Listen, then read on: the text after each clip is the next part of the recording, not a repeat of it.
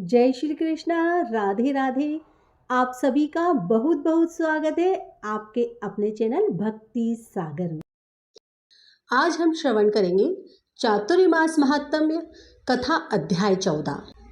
सनत कुमार बोले, हे भगवान, किस व्रत के द्वारा अतुलनीय सौभाग्य प्राप्त होता है और मनुष्य पुत्र पौत्र धन ऐश्वर्य तथा सुख प्राप्त करता है। हे महादेव, व्रतों में उत्तम उस व्रत को आप मुझे बताइए। भगवान शिव बोले, हे सनत कुमार, तीनों लोकों में विख्यात दुर्वा गणपति व्रत है। सर्वप्रथम भगवती पार्वती ने श्रद्धा के साथ इस व्रत को किया था। हे मुनि सत्तम, इसी प्रकार पूर्व में सरस्वती, महेंद्र, विष्णु, कुबेर, अन्य देवता, मुनिजन, गंधर्व, किन्नर, इन सभी ने भी इस व्रत को किया था। श्रावण मास की शुक्ल पक्ष की शुद्ध व महापुण्यदायिनी चतुर्थी तिथि को इस व्रत को करना चाहिए, क्योंकि उसी दिन सभी पाप समूह का नाश हो जाएगा। चतुर्थी के दिन स्वर्ण पीठासीन स्थित एक दंत गजानन विघ्नेश की स्वर्णमयी प्रतिमा बनाकर उसके आधार पर स्वर्णमयी दुर्वा को व्यवस्थित करने के पश्चात विघ्नेश्वर को रक्त वस्त्र से वेष्टित ताम्रमय पात्र के ऊपर रखकर सर्वतोभद्र मंडल में रक्त पुष्पों में अपामार्ग, शमी, दुर्वा, तुलसी, बिल्वपत्र, इन 5 पत्रों से, अन्य उपलब्ध सुगंधित पुष्पों से, सुगंधित द्रव्यों से, फलों से तथा मोदकों से उनकी पूजा करनी चाहिए और इसके बाद उन्हें उपहार अर्पित करना चाहिए। इस प्रकार अनेक उपचारों से भी गिरिजा पुत्र विघ्नेश की पूजा करनी चाहिए। इस प्रकार कहे, स्वर्ण निर्मित इस प्रतिमा में विघ्नेश का आह्वान करता हूँ। कृपा निधि पधारे, इस स्वर्णमय सर्वोत्तम रत्न जड़ित सिंहासन को मैंने आसन के लिए प्रदान किया है, इसलिए विश्व के स्वामी इसे स्वीकार करें। हे उमासुत, आपको नमस्कार है। हे विश्वव्यापिन, हे सनातन, मेरे समस्त कष्टों को आप नष्ट कर दें। मैं आपको पाद्य समर्पित करता हूँ। गणेश्वर, देव, उमापुत्र तथा मंगल का विधान करने वाले को यहाँ अर्घ्य प्रदान करता हूँ। हे भगवान, आप मेरे इस अर्घ्य को स्वीकार करें। विनायक, शूर तथा वर प्रदान करने वाले को नमस्कार है। नमस्कार है, मैं आपको यह अर्घ्य समर्पित करता हूँ, इसे ग्रहण करें। मैंने गंगा आदि सभी तीर्थों में प्रार्थना पूर्वक यह जल प्राप्त किया है। हे सुरपुंगव, आपके स्नान के लिए मेरे द्वारा प्रदत्त इस जल को स्वीकार कीजिए। सिंदूर से चित्रित तथा कुमकुम से रंगा हुआ यह वस्त्र युग्म आपको दिया गया है, आप इसे ग्रहण करें। लंबोदर तथा सभी विघ्नों का नाश करने वाले देवता को नमस्कार है। उमा के शरीर के मल से आविर्भूत हे गणेश जी, आप इस चंदन को स्वीकार करें। हे सुरश्रेष्ठ, मैंने भक्ति के भाव से आपको रक्त चंदन से मिश्रित अक्षत अर्पण किया है। हे सुरसत्तम, आप इसे स्वीकार करें। मैं चंपा के पुष्पों, केतकी के पत्रों तथा जपा कुसुम के पुष्पों से गौरी पुत्र की पूजा करता हूँ। आप मेरे ऊपर प्रसन्न हो। सभी लोगों पर अनुग्रह करने तथा दानवों का वध करने के लिए स्कंद गुरु के रूप में अवतार ग्रहण करने वाले आप प्रसन्नता पूर्वक यह धूप लीजिए।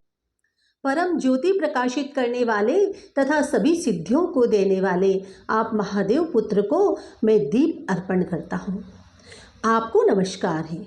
इसके बाद गणनाम त्वाम इस मंत्र से मोदक, चार प्रकार के अन्न, पायस तथा लड्डू आदि का नैवेद्य अर्पण करें। मैं आपकी मुख शुद्धि के लिए आदर पूर्वक कपूर, इलायची तथा नागवल्ली के दल से युक्त तांबूल आपको प्रदान करता हूँ। हिरण्यगर्भ के गर्भ में स्थित अग्नि के स्वर्ण बीज को मैं दक्षिणा रूप में आपको प्रदान करता हूँ, अतः आप मुझे शांति प्रदान कीजिए। हे गणेश्वर, हे गणाध्यक्ष, हे गौरी पुत्र, हे गजानन, हे इभानन, आपकी कृपा से मेरा व्रत पूर्ण हो। इस प्रकार अपने सामर्थ्य के अनुसार विघ्नेश का विधिवत पूजन करके उपस्कर निवेदित सामग्री सहित गणाध्यक्ष को आचार्य के लिए अर्पण कर देना चाहिए। उनसे प्रार्थना करें, हे भगवान, हे ब्राह्मण, दक्षिणा सहित गणराज की मूर्ति को आप ग्रहण कीजिए। आपके वचनों से मेरा यह व्रत आज पूर्णता को प्राप्त हो गया है। जो मनुष्य 5 वर्ष तक इस प्रकार व्रत करके उद्यापन करता है वह वांछित मनोरथों को प्राप्त करता है और देहांत के बाद शिवलोक को जाता है। अथवा 3 वर्ष तक जो इस व्रत को करता है वह सभी सिद्धियां प्राप्त करता है। जो व्यक्ति उद्यापन के बिना ही इस उत्तम व्रत को करता है, विधि के अनुसार भी उसका जो कुछ किया हुआ होता है वह सब निष्फल हो जाता है। अब इसकी उद्यापन विधि सुनो। उद्यापन के दिन प्रातः काल तिलों से स्नान करें। उसके बाद व्यक्ति 1 पल या आधा पल या उसके भी आधा पल की स्वर्ण की गणपति की प्रतिमा बनाकर पंचगव्य से स्नान कराकर भक्ति तथा श्रद्धा के साथ इन 10 नाम मंत्रों से दुर्वा दलों से सम्यक पूजन करें। हे गणाधीश, हे उमापुत्र, हे उग्रासन, हे विनायक, हे ईशपुत्र, हे सर्व सिद्धि प्रदायक, हे एकदंत, हे इभवक्त्र, हे मूषक वाहन, आपको नमस्कार है। आप कुमार गुरु को नमस्कार है। इन नाम पदों से पृथक पृथक पूजन करें। पहले दिन अधिवासन करके प्रातः काल ग्रह होम करके दुर्वा दलों तथा मोदकों से होम करना चाहिए। उसके बाद पूर्णाहुति देकर आचार्य आदि का विधिवत पूजन करना चाहिए और घट तुल्य थनों वाली गाय का दान अपने सामर्थ्य के अनुसार करना चाहिए। हे वत्स, इस प्रकार व्रत करने पर मनुष्य सभी मनोरथों को प्राप्त कर लेता है। हे सनत कुमार, अपने प्रिय पुत्र गणेश के व्रत से संतुष्ट होकर मैं उस मनुष्य को पृथ्वी पर सभी सुख प्रदान करके अंत में उसे सद्गति देता हूँ। जैसे दुर्वा अपनी शाखा प्रशाखाओं के द्वारा वृद्धि को प्राप्त होती है, उसी प्रकार उस मनुष्य की पुत्र पौत्र आदि संतति निरंतर बढ़ती रहती है। हे सनत कुमार, मैंने दुर्वा गणपति का यह अत्यंत गोपनीय व्रत कहा है। सुख चाहने वालों को इस सर्वोत्कृष्ट व्रत को अवश्य ही करना चाहिए। शिवजी बोले, हे महामुने, श्रावण मास में जो व्रत करने योग्य है वो अब मैं बताऊंगा, आप उसे ध्यान से सुनिए। चतुर्थी तिथि को एक बार भोजन करें और पंचमी को नक्त भोजन करें।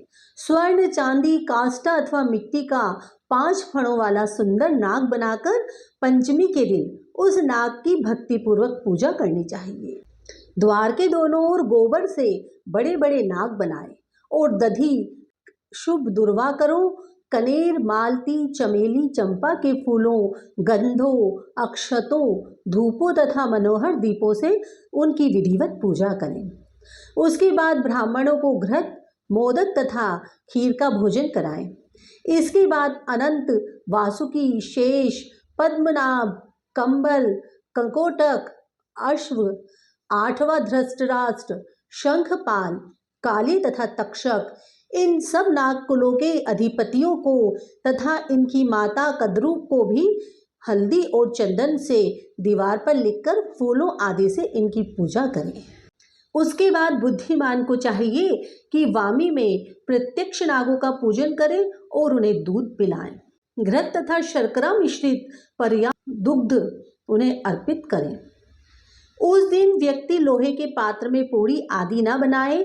नैवेद्य के लिए गोधूम का पायस भक्ति पूर्वक अर्पण करें। भुने हुए चने, धान का लावा तथा जौ सर्पों को अर्पित करना चाहिए और स्वयं भी उन्हें ग्रहण करना चाहिए। बच्चों को भी यही खिलाना चाहिए और इससे उनके दांत मजबूत होते हैं। सांप के बाम्बे के पास श्रृंगार युक्त स्त्रियों को गायन तथा वादन करना चाहिए और इस दिन को उत्सव की तरह मनाना चाहिए। इस विधि से व्रत करने पर सर्प से कभी भी भय नहीं होता है। हे विप्र, मैं लोगों के हित की कामना से आपसे कुछ और भी कहूँगा। हे महामुने, आप उसे सुनिए। हे वत्स, नाग के द्वारा डसा गया मनुष्य मरने के बाद अधोगति को प्राप्त होता है और अधोगति में पहुंचकर वह तामसी सर्प होता है। इसकी निवृत्ति के लिए पूर्वोक्त विधि से एक भुक्त आदि समस्त कृत्य करें और ब्राह्मणों से नाग निर्माण तथा पूजा आदि आदर पूर्वक कराएं। इस प्रकार 12 मासों में प्रत्येक मास में शुक्ल पक्ष की पंचमी तिथि को इस व्रत का अनुष्ठान करें। वर्ष के पूरा होने पर नागों के निमित्त ब्राह्मणों तथा सन्यासियों को भोजन कराएं।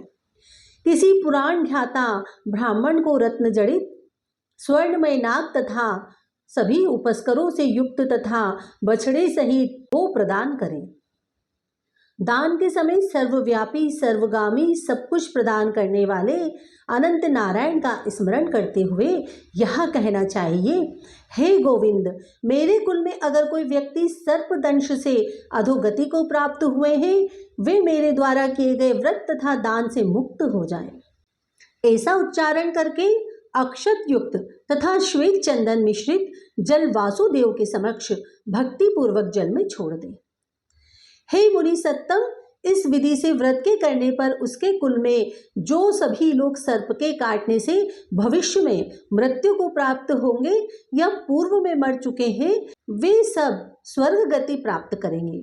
साथ ही हे कुल नंदन, इस विधि से व्रत करने वाला अपने सभी वंशजों का उद्धार करके अप्सराओं के द्वारा सेवित होता हुआ शिव सानिध्य प्राप्त करता है।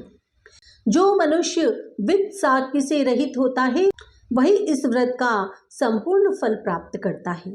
जो लोग शुक्ल पक्ष की सभी पंचमी तिथियों में नक्त व्रत करके भक्ति संपन्न होकर पुष्प आदि उपहारों से सौभाग्यशाली नागों का पूजन करते हैं, उनके घरों में मणियों की किरणों से विभूषित अंग वाले सर्प उन्हें अभय देने वाले होते हैं और उनके ऊपर प्रसन्न रहते हैं।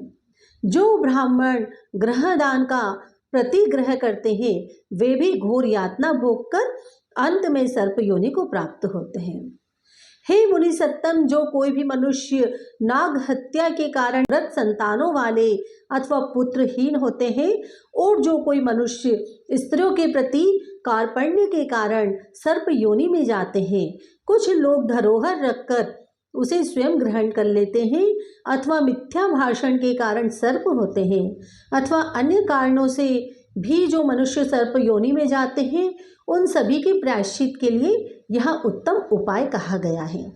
यदि कोई मनुष्य वित्त शाक्य से रहित होकर नाग पंचमी का व्रत करता है तो उसके कल्याण के लिए सभी नागों के अधिपति शेषनाग तथा वासुकी हाथ जोड़कर प्रभु श्री हरि से तथा सदाशिव से प्रार्थना करते हैं। तब शेष और वासुकी की प्रार्थना से प्रसन्न हुए परमेश्वर शिव तथा विष्णु उस व्यक्ति के सभी मनोरथ पूर्ण कर देते हैं। वह नागलोक में अनेक प्रकार के विपुल सुखों का उपभोग करके बाद में उत्तम वैकुंठ अथवा कैलाश में जाकर शिव तथा विष्णु का गण बनकर परम सुख प्राप्त करता है। हे वत्स, मैंने आपसे नागों के इस पंचमी व्रत का वर्णन कर दिया है। इसके बाद आप अन्य कौन सा व्रत सुनना चाहते हैं उसे बताइए।